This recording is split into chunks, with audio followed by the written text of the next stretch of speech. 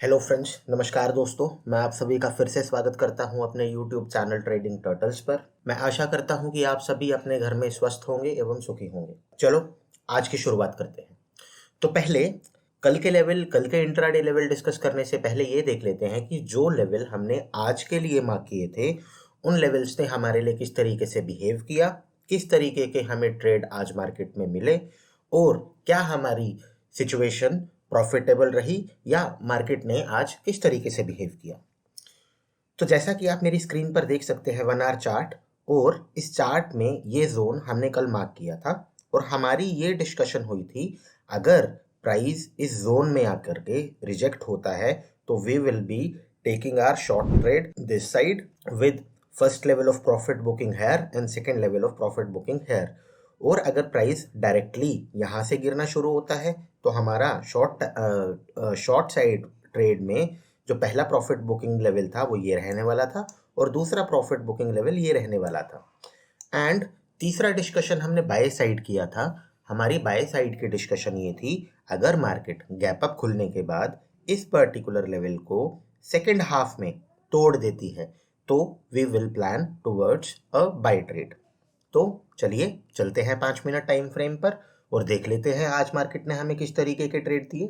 अगर आपको इस चैनल का कंटेंट पसंद आ रहा है तो मैं आप सभी से रिक्वेस्ट करता हूं कि हमारी वीडियोस को लाइक कीजिए, अपने फ्रेंड सर्कल में शेयर कीजिए और हाँ, सब्सक्राइब करना मत भूलिएगा। तो चलिए शुरुआत करते हैं। सबसे पहले 5 मिनट टाइम फ्रेम पर जाकर देख लेते हैं कि आज बैंक निफ्टी ने हमारे लिए किस तरीके का बिहेव किया। और बैंक निफ्टी के बेसिस पे आज हमने एक ट्रेड कोटक में भी प्लान किया था। उस पर्टिकुलर ट्रेड को भी देख लेंगे कि उस पर्टिकुलर ट्रेड को उठाने की हमारी साइकोलॉजी क्या थी और हमारे profit booking levels Kotak bank में क्या थे। तो जैसा कि आप देख सकते हैं मार्केट हमारी जोन के अंदर खुली। जोन के अंदर ओपनिंग के बाद मार्केट ने अपना मॉर्निंग में इस जोन को ब्रेक करने का कोशिश किया। जैसे कि हमारी कल के डिस्कशन हुई थी, हमें फर्स्ट हाफ में बाय ट्रेड प्लान नहीं करना था क्योंकि जो हमारा बाय ट्रेड था वो ट्रेंड के अगेंस्ट का ट्रेड था। तो हमें वेट करना था, प्राइस के तोड़ के जाने के बाद वापस आने का हमें इंतजार करना था और अगर वैसी सिचुएशन होती तो हम एक बाय ट्रेड इनिशिएट करते। हालांकि मार्केट का हमारा बनाया हुआ लेवल तोड़ने के बाद बैंक निफ्टी ने कुछ अच्छा बाय साइड परफॉर्म नहीं किया। प्राइस पूरा दिन हमारे जोन के अंदर ही कंसोलिडेट होता रहा और कंसोलिडेशन के बाद जब हमारी यूरोप मार्केट ओपन हुई उसके बाद मार्केट ने हमें एक बाय साइड का इंडिकेशन दिया। बट ओवरऑल अगर आज देखें तो बैंक निफ्टी का मोमेंटम लगभग साइडवेज ही रहा। बैंक निफ्टी में ना तो कुछ ज़्यादा वॉलेटिलिटी रही, ना कोई हमें एक अच्छा ट्रेड मिला। हम जस्ट एक छोटा सा प्रॉफिट बना करके बैंक निफ्टी से हमने एग्जिट कर दिया। अब ये देख लेते हैं कि कोटक में हमने क्या ट्रेड प्लान किया। जब फर्स्ट हाफ में मार्केट अपना हाई लगाने के बाद साइडवेज मोड में थी तो उस समय कोटक में वीकनेस थी, ठीक है। और दूसरी इंपॉर्टेंट बात, अगर मैं अपने ट्रेडिंग टाइम फ्रेम पर जाकर के देखूं तो कोटक मेरा 200 डे मूविंग एवरेज के नीचे था और मेरी 20 डे मूविंग एवरेज भी मेरे सेल डिसीजन को सपोर्ट कर रही थी और मेरा प्राइस जोन से भी रिजेक्ट हुआ था। तो मेरे पास तीनों पॉसिबिलिटी मेरी साइड में थी शॉर्ट ट्रेड प्लान करने के लिए। तो हमने इस कैंडल के लो पर जो है अराउंड 1835 हमने कोटक बैंक को शॉर्ट किया। हमारा स्टॉप लॉस उस केस में था लगभग 1850 और हमारा फर्स्ट प्रॉफिट बुकिंग लेवल, अगर मैं कोटक के बारे में बात करूं तो हमारा पिवट पॉइंट हमारा फर्स्ट प्रॉफिट बुकिंग लेवल था। और अगर आप देखें ध्यान से तो इस पर्टिकुलर पिवट के आसपास हमारी गैप फिलिंग भी हो रही थी। तो सारे सिनेरियोज हमें माइंड में क्लियर थे। बट अंत में हुआ क्या, क्योंकि बैंक निफ्टी कंसोलिडेशन में था, कोटक में भी एक बार तो मोमेंटम आया बट वो भी कंसोलिडेशन में चला गया। तो हमने कोटक में भी एक छोटा प्रॉफिट बुक करके अपनी पोजीशन एग्जिट कर दी अराउंड डे एंड। तो ये तो हो गई डिस्कशन कि हमारे कल के ट्रेड जो हमने प्लान किए थे वो किस तरीके से गए। चलिए अब ये प्लान कर लेते हैं कि बैंक निफ्टी में हमारा कल के इंट्राडे लेवल्स क्या बनते हैं और हमें बैंक निफ्टी में कल इंट्राडे किस तरीके से परफॉर्म करना चाहिए। अब सीधी सीधी बात मुझे एक दिखाई दे रही है, जो बैंक निफ्टी का मोमेंटम है, अगर बैंक निफ्टी इस पर्टिकुलर लेवल को कंफर्टेबली तोड़ देता है, अगर मेरा प्राइस बैंक निफ्टी में इस लेवल के ऊपर, यानी कि ये जो मेरा जोन है, अगर इस जोन के ऊपर बैंक निफ्टी एक कंफर्टेबल क्लोज दे देता है, तो मुझे साफ साफ समझ में आ रहा है कि बैंक निफ्टी मेरा डाउन ट्रेंड से अप ट्रेंड की साइड कन्वर्ट हो जाएगा। पहली बात।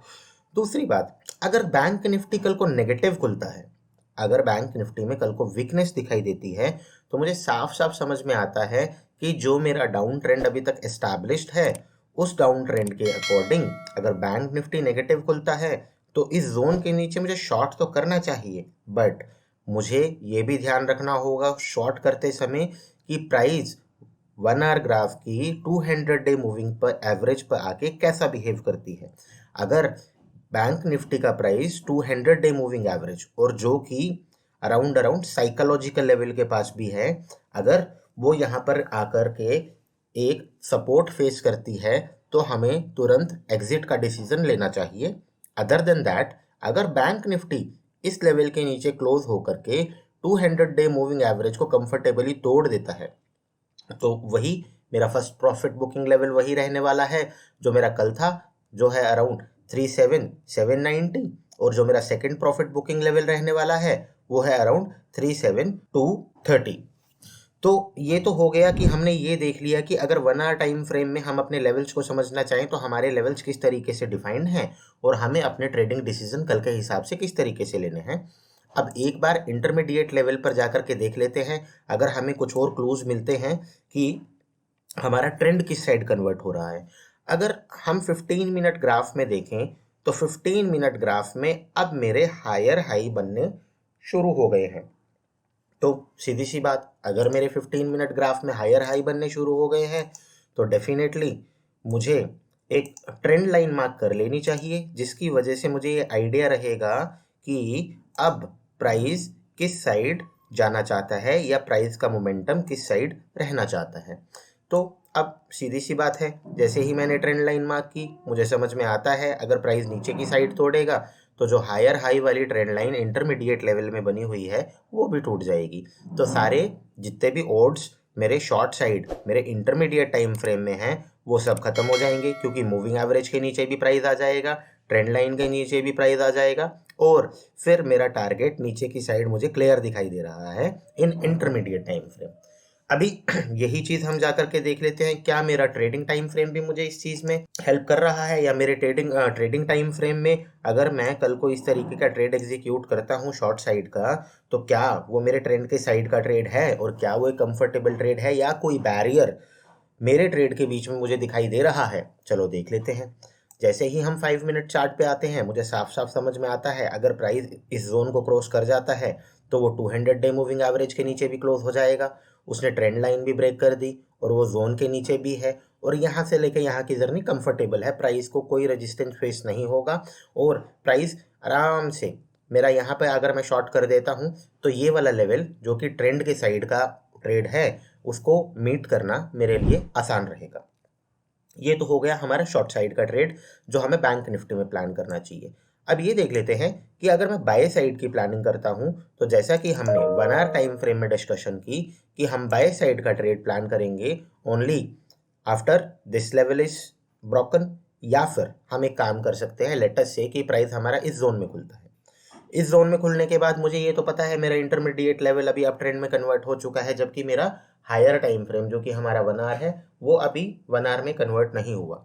तो उस केस में मुझे क्या करना चाहिए, अगर प्राइस इस जोन में रहने के बाद वापस से ट्रेंड लाइन या मूविंग एवरेज से सपोर्ट लेकर के ऊपर की तरफ बढ़ना शुरू करता है तो डेफिनेटली मुझे यहाँ पे बाय करना चाहिए with a tight stop loss. और अगर ये लेवल मेरा कंफर्टेबली टूट जाता है तो इस लेवल के कंफर्टेबली टूटने के बाद मैं अपने प्राइस को ट्रेल कर सकता हूँ with any of the trailing indicators like moving average और सुपर ट्रेंड, और मेरा सेकंड प्रॉफिट बुकिंग उस केस में क्या रहेगा 39,500।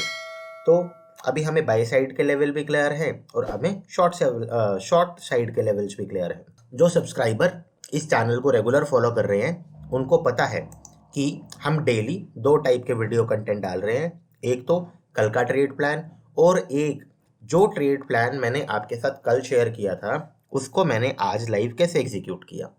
तो हम डेली एक कनेक्ट करते हैं एट 3:15 to 11, जिसमें हम मार्केट को लाइव ट्रेड करते हैं और मार्केट को हम लाइव किस तरीके से, जो मैं आपके साथ वीडियोस में डिस्कशन कर रहा हूं, जो कंटेंट मैं आपको शेयर कर रहा हूं ताकि आपकी ट्रेडिंग एक्टिविटी में हेल्प हो, आपकी ट्रेडिंग लर्निंग में हेल्प हो, उस पर्टिकुलर ट्रेड प्लान को हम किस तरीके से मार्केट में एग्जीक्यूट करते हैं वो डिटेल में हम इस वीडियो में शेयर करते हैं।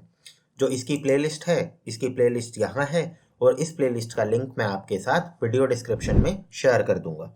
तो मैं आशा करता हूँ कि जिस तरीके से मैंने आपको बाय साइड और सेल साइड दोनों लेवल एक्सप्लेन किए वो आपको डेफिनेटली आपकी ट्रेडिंग एक्टिविटी में कुछ ना कुछ हेल्प करेंगे, आपकी ट्रेडिंग एक्टिविटी इंप्रूव करने में भी हेल्प करेंगे। और जो कुछ भी आपकी राय है, जो मुझे इस कंटेंट में चेंज करना चाहिए, या आपको किसी स्टॉक का एनालिसिस चाहिए, या आप अपना कोई सजेशन देना चाहते हैं जिसकी वजह से हम अपने कंटेंट को और इम्प्रूव कर सकें, तो आप प्लीज़ कमेंट्स में अपना वैल्यूएबल फीडबैक मेंशन कीजिए। गोइंग फॉरवर्ड मैं इस कंटेंट को एनहांस करता चलूं ताकि आपकी लर्निंग में कोई रुकावट ना आए और आपको अच्छे से अच्छा कंटेंट मार्केट को सीखने के लिए मैं प्रोवाइड कर सकूं। तो चलिए आज के डिस्कशन ख़त्म करते हैं। मैं आशा करता हूँ ये कंटेंट आपको पसंद आएगा। तो ठीक है गाइस, मिलते हैं कल एक नए एनालिसिस के साथ। Happy trading, bye bye.